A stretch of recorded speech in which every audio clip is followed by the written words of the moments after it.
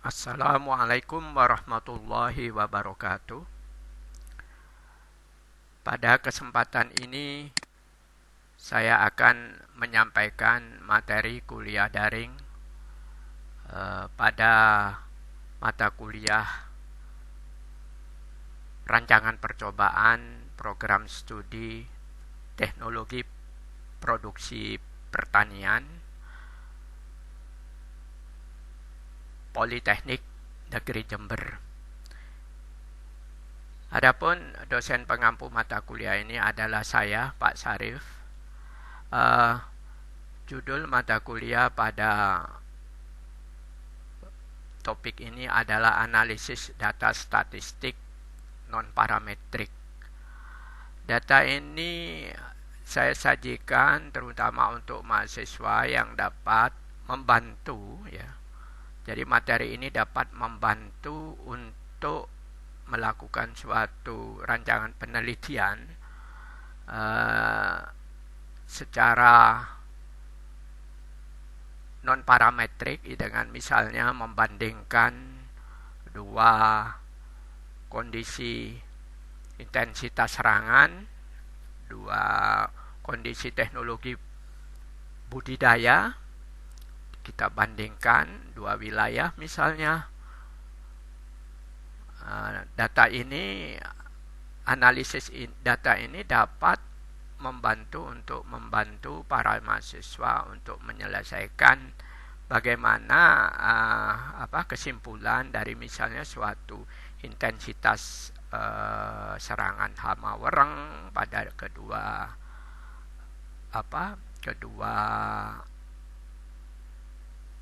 kondisi lahan.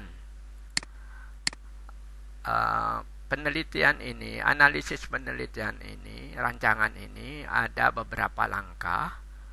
Langkah pertama yaitu melakukan transformasi data sesuai dengan kaidah transformasi data. Jadi kita harus melihat apakah data itu perlu ditransformasi atau tidak.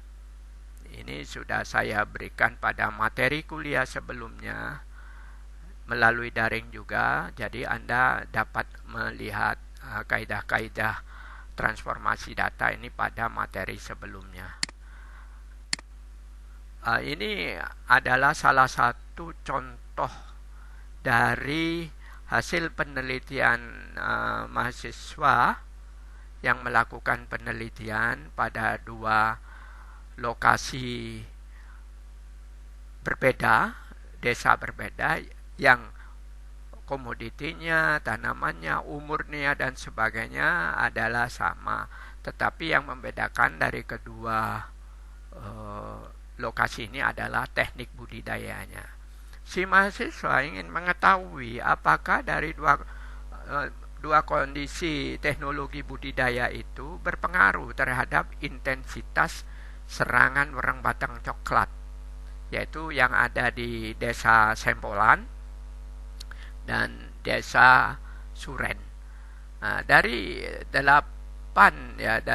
sampai 12 minggu pengamatan, mahasiswa dapat melakukan suatu pengamatan intensitas serangan wereng batang coklat seperti pada data ini, data mentah dianalisis dengan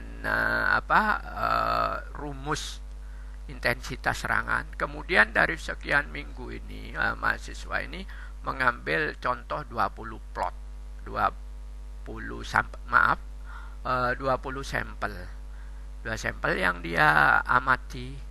Kemudian dari akhir penelitian mahasiswa memperoleh rata-rata sebagai berikut. Dari intensitas serangan mulai 2 mst sampai 12 mst memperoleh rata-rata intensitas serangan seperti ini yang saya tampilkan rata-ratanya dari 20 sampel. Kemudian dari rata-rata ini, karena ini sudah memenuhi syarat dari intensitas yang dalam bentuk persen yang tidak sampai 30%, maka mahasiswa harus mentransformasi data ke akar setengah akar X plus setengah, hasilnya seperti ini.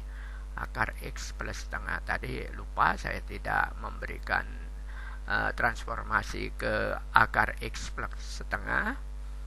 Ini adalah data-data yang ada pada lokasi suren, yang ada 20 sampel tanaman. Berikutnya adalah data yang ada pada lokasi, yang tadi di Sempolan, sekarang di suren. Nah, di suren ini sama, ada 20 sampel tanaman, kemudian ada 12 sampai 12 minggu akan dihasilkan ini rata-rata, dan transformasi datanya di sini adalah angka persen, karena mayoritas adalah di bawah 30%, maka menurut kaidah transformasi data di sini adalah akar X plus setengah. Jadi ini kemudian langkah berikutnya, ya, karena tadi asalnya itu dari bentuk persen dan sebagainya, maka perlu dilakukan pada uji statistik non parametrik ini, perlu dilakukan adanya uji normalitas data. Pada langkah kedua kita menggunakan suatu perangkat lunak namanya SPSS.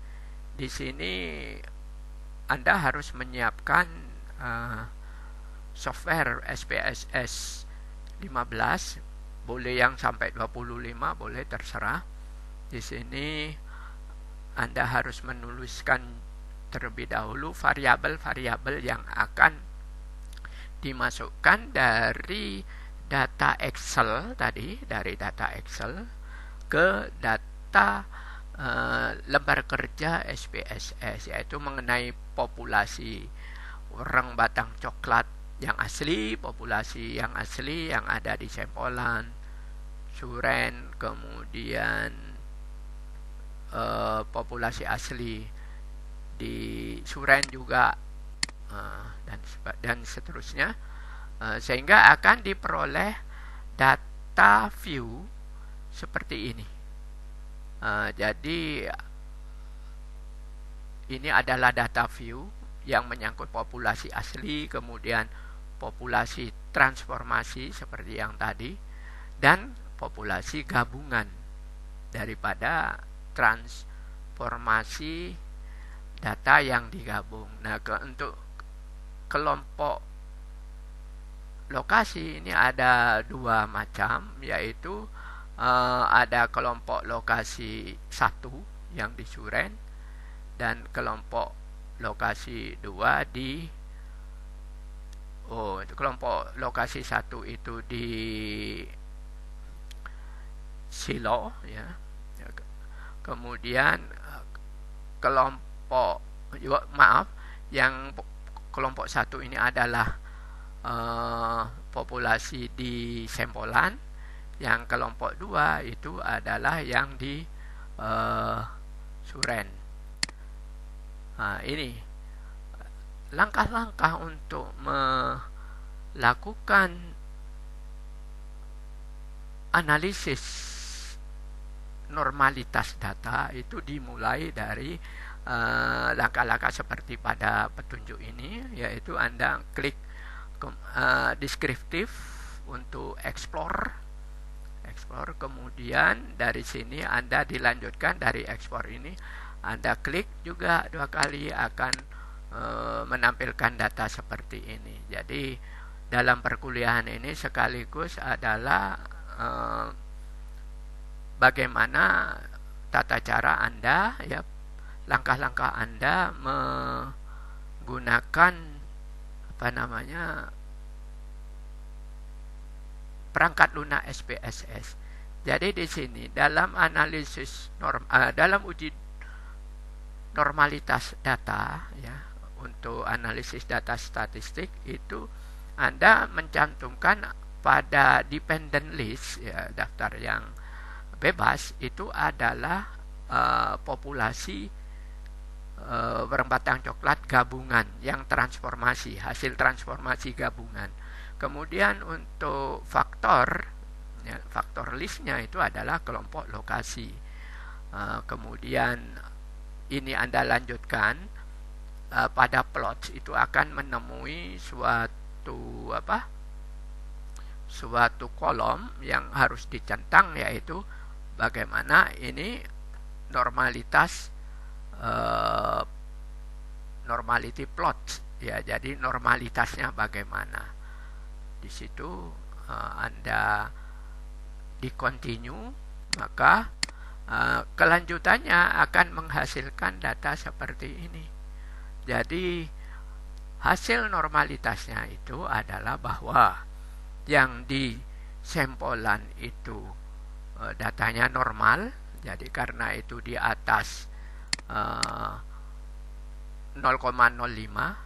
sedangkan yang di suren ini tidak normal karena terdapat hasil ujinya itu 0,011, ini di bawah 0,05. Mengapa saya menggunakan Shapiro-Wilks? Kita harus tahu bahwa ada kaidah tertentu juga bahwa data yang kecil, terutama di bawah 30 sampel, nah itu kita menggunakan Shapiro-Wilks. Sedangkan yang untuk Kolmogorov-Smirnov atau KS itu digunakan untuk data-data yang jumlahnya besar, di atas 50. Itu biasanya seperti itu.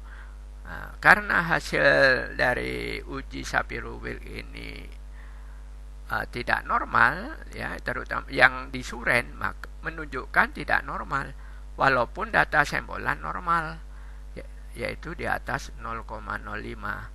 Jadi analisis selanjutnya menggunakan uji non-parametric Mann-Whitney, bukan uji Pierrot simple test, yaitu jika semua data normal dan heterogen. Demikian.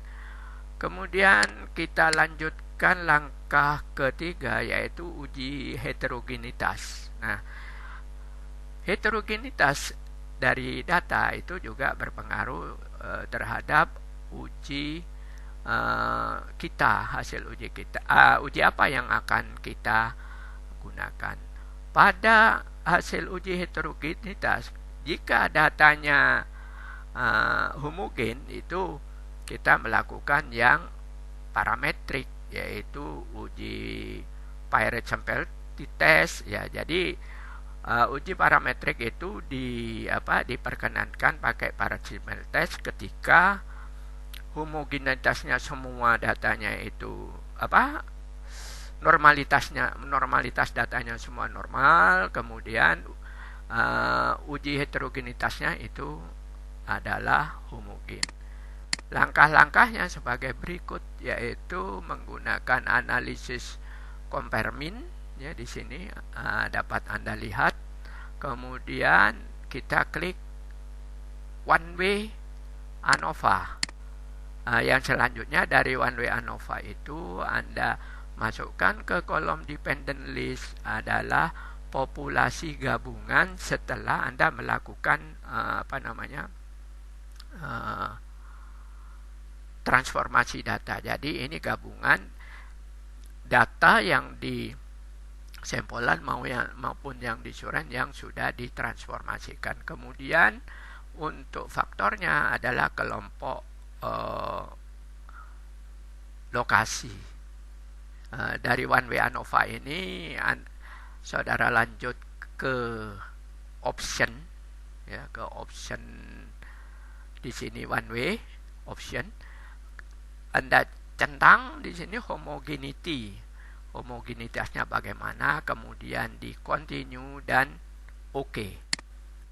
Ini hasilnya adalah bahwa dari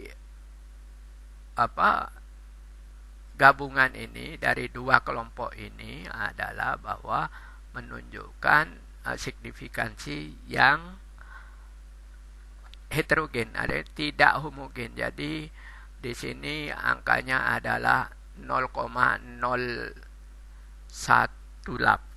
ini berada di lebih kecil dari 0,05. Jadi data tidak homogen. Jadi selanjutnya kita uji dengan bandwidth nih. Bagaimana untuk menguji data non parametrik dengan bandwidth nih? Itu kita lanjutkan dengan langkah 4, yaitu langkah bandwidth nih. Yang pertama, kita klik dari data yang ada, data yang ada yaitu data gabungan. Tetap kita menggunakan yang data suren dan data samplean yang gabungan, ya, yang sudah ditransformasi datanya. Nah, kemudian kita klik non parametrik. Di situ Anda akan menemui legacy dialog, ya. Di sini selanjutnya ke two independent sample, yaitu dua sampel, dua lahan, ya, suren dan samplean yang saling independen, tidak berdiri sendiri. Nah, kemudian kita lanjut dari two independent itu tadi. Tetap variabel tesnya variabelnya itu yang independen tadi adalah populasi warung batang coklat gabungan dari samplean dan suren. Sedangkan untuk grupnya itu adalah kelompok lokasi, define group itu 1, 2, kemudian di continue dan oke, di oke.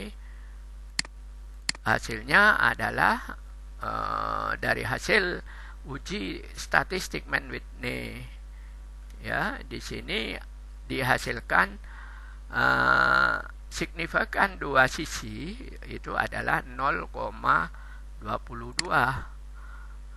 Kalau satu sisi kan 0,011. Kesimpulannya adalah teknik budidaya tanaman padi di lokasi samplean dan suren menunjukkan pengaruh yang berbeda nyata. Dalam hal ini adalah intensitas serangan warung batang coklat. Karena itu tadi signifikansinya 0,022 itu lebih kecil daripada 0,05, ya. Lebih kecil dari 0,5. Ini ada kesalahan, jadi pada ini adalah lebih kecil dari 0,05. Saya ralat. Jadi 0,02 ini kan 2%, ini lebih kecil dari 5% maksud saya. Nah, langkah terakhir adalah penyajian data. Setelah analisis bandwidth ini selesai, langkah berikut adalah uji deskriptif. Lah, uji deskriptif ini saudara adalah menggunakan data asli. Data asli baik itu yang di samplean maupun yang di suren. Nah, karena data asli ini dua-duanya ini kita bandingkan bukan dari data transformasi, maka tampilannya adalah sebagai berikut. Nah, ini cara mencari analisis deskriptifnya itu seperti ini, yang di blok Jingga ini, ya, analyze, deskriptif statistik, baru ke deskriptif. Yang selanjutnya akan dimasukkan ke beberapa variabel, yaitu populasi yang di samplean asli maksudnya, kemudian yang asli di suren.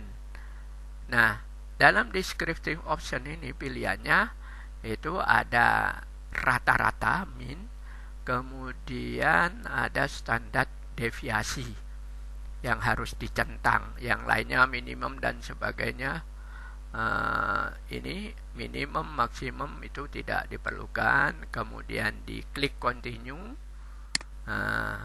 Hasilnya dalam deskriptif statistik ini adalah bahwa standar deviasi, jadi rataan di sempolan dan di suren itu adalah berbeda nyata. Kenapa? Di sini tadi dihasilkan bahwa hasilnya ini lebih kecil dari 0,05, lebih kecil dari 5%. Signifikansi dari kedua lokasi tersebut berdasarkan uji mean Whitney.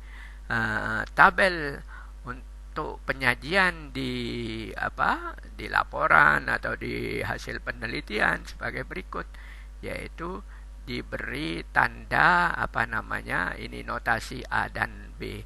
Ini membuktikan bahwa antara sempolan dan suren intensitas serangan orang batang coklat itu berbeda karena keterangan rataan yang diikuti huruf yang berbeda, dalam hal ini AB, menunjukkan berbeda nyata menurut uji mean Whitney karena value-nya itu di bawah, signifikansinya itu di bawah 5%, 0,05. Demikian